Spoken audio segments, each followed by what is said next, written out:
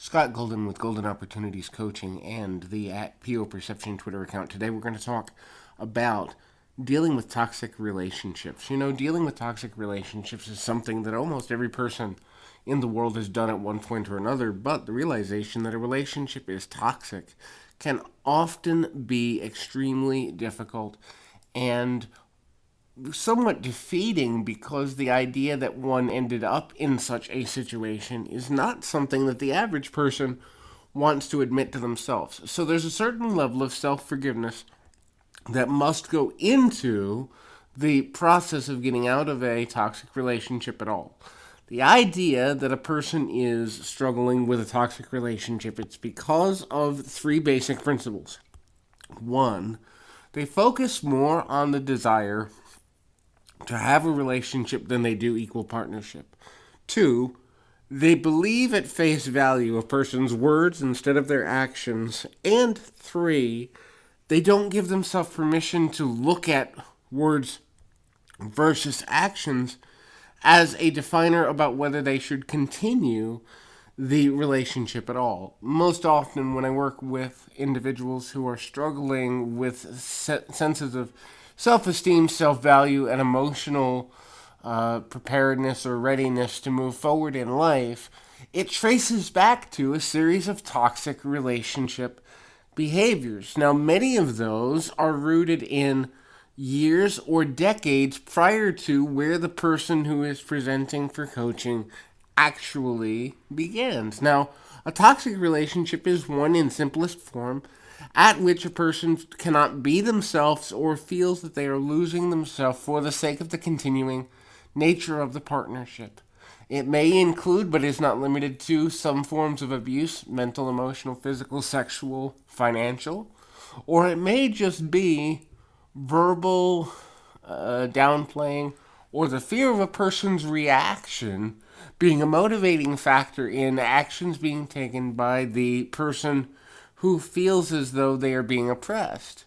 So the idea behind a toxic relationship really comes down to one very simple thing: control and the absence thereof. The survivor of a toxic relationship feels that they have no control, and the perpetrator in a toxic relationship is trying to remain or regain control at any given moment. And so it becomes extremely difficult, because many times the gaslighting or the emotional unbalance of the whole situation doesn't necessarily follow a specific day-to-day pattern or series of events. As a matter of fact, oftentimes there can be the apology for previous bad behavior followed by several good or many good experiences or positive realizations, and then there is the blame game that comes from the person who is engaged in the relationship for controlling reasons. When they feel they've lost control, they go back to the negative behavior. Now, the person who is the individual struggling in the toxic relationship then starts to wonder if they can do anything to behave differently.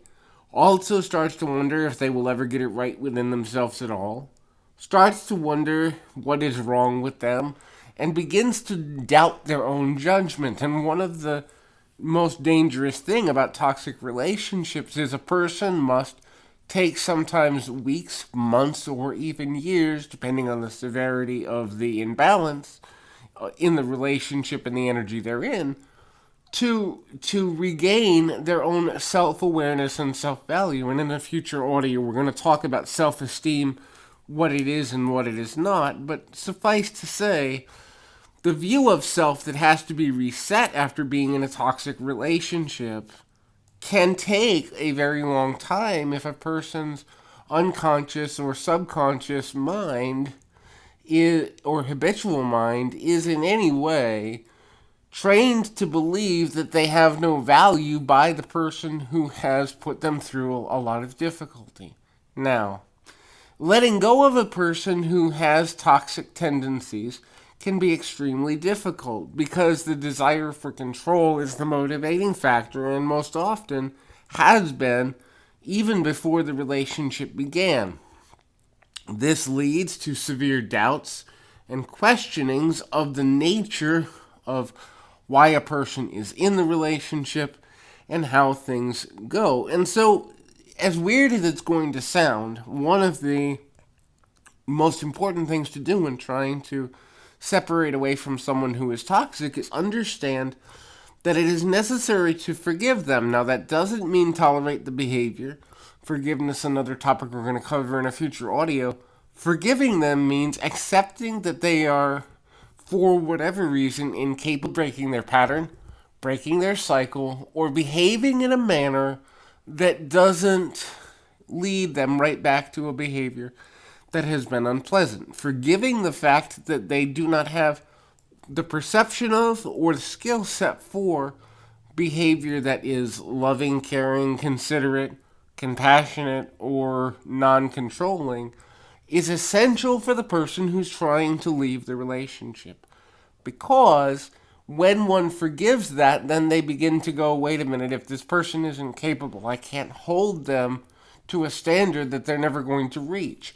One of the biggest reasons people remain in a toxic situation is the false misnomer that the desire to change or the promise to change is enough to create different behavioral reactions. And that's just not actually true.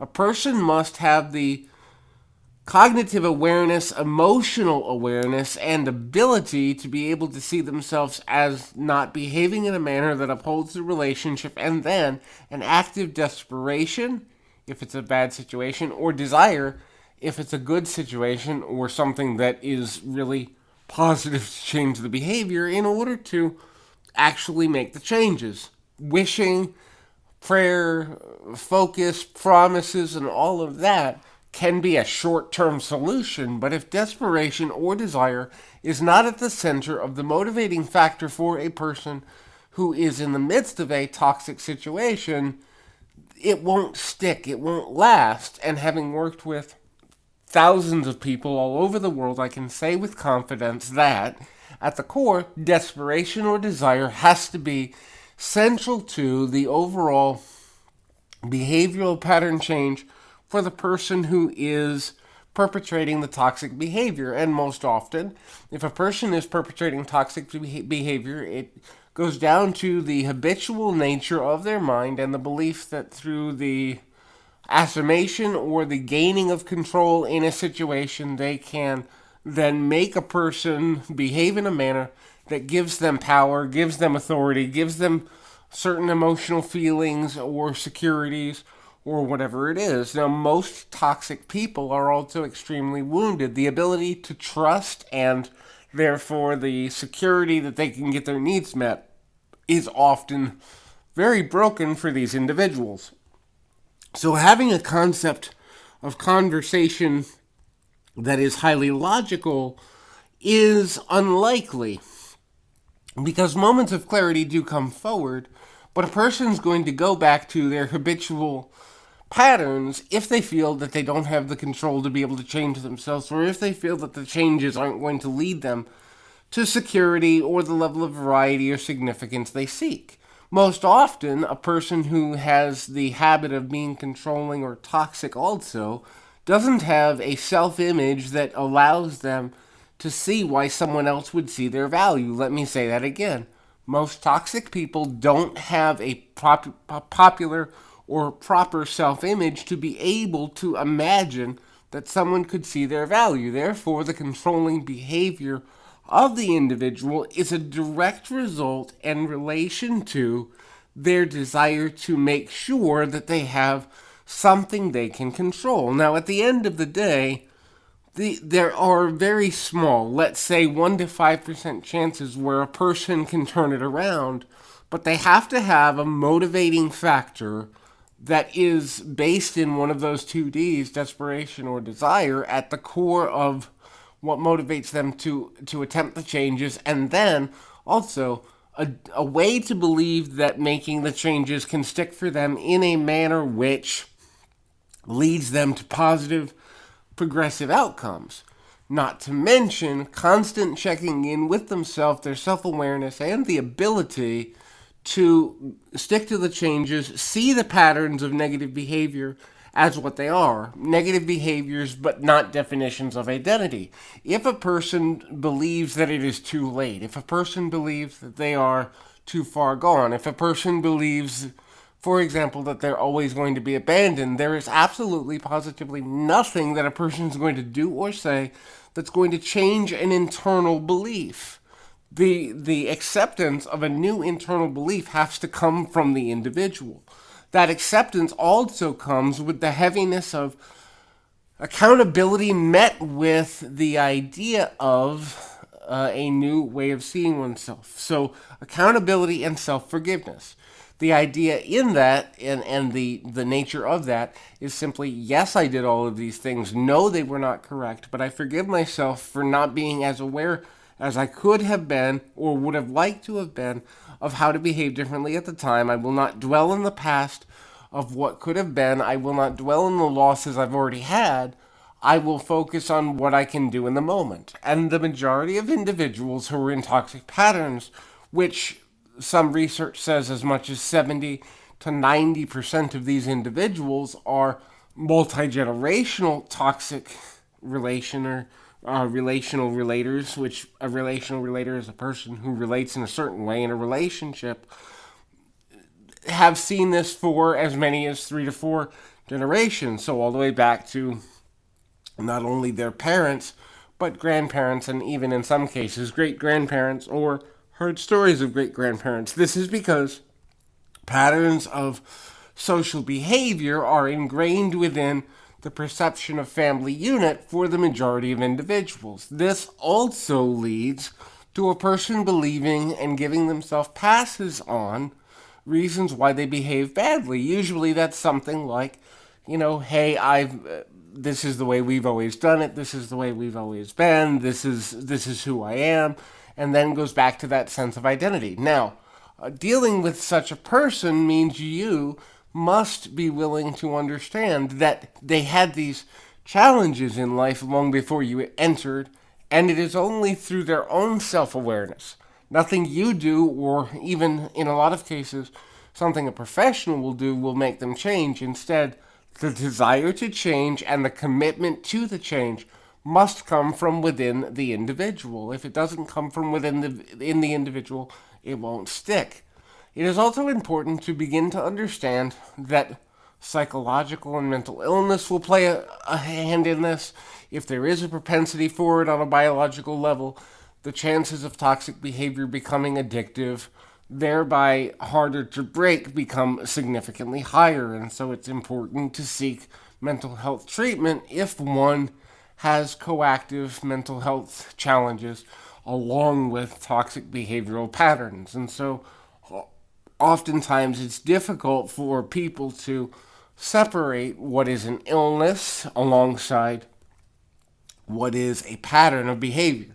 Generally, an illness is something that a person does not believe they can control, whereas a pattern of behavior is something that could be controlled.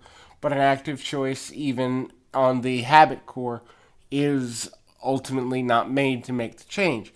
Certainly seek medical treatment if you believe someone you care about, or if you are affected by an individual who is struggling in that way. And so, at the end of the day, here's the thing. Forgiveness for getting involved with the person, looking at what your core beliefs around what love is and what love is not, looking for an understanding of where you might have learned to tolerate behavior that is toxic or unhealthy. All of these things are important for you to be able to find your balance, but then also forgiving yourself for getting into the situation and finding a way to work with somebody, a coach, a minister, or another individual, counselor, professional of some sort, even a mentor in some cases can be helpful, but finding someone to help you define your own version of what love is and what's healthy for you, and how to spot and identify the toxic behavioral patterns before they become a habitual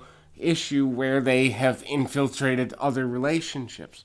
Most of the time they start at a very young age. Some research says as young as 7 or 8. Other research says with the first connected relationship. There's many theories on it, but suffice to say the majority of Toxic patterns exist in great part because of years old, sometimes decades old behavioral patterns. The good news is there's always help. Finding a coach to work with to break the patterns and set new expectations and standards for yourself is a beautiful way to own your life. In any event, I encourage you, this is Scott Golden, life, relationship, change agent, and coach, and I encourage you, keep your feet on the ground, your mind in the moment. Until next time, everybody, we are continuing our effort towards 100 subscribers, so I ask you to like, subscribe, comment below. What sort of patterns are you looking to break in your own life? That comment, very, very helpful, and I also encourage you, when we hit that 100 subscriber goal, we're giving away a $350 coaching package with me and our team. And so I encourage you, share this wherever you can. Somebody struggling today might benefit from the information.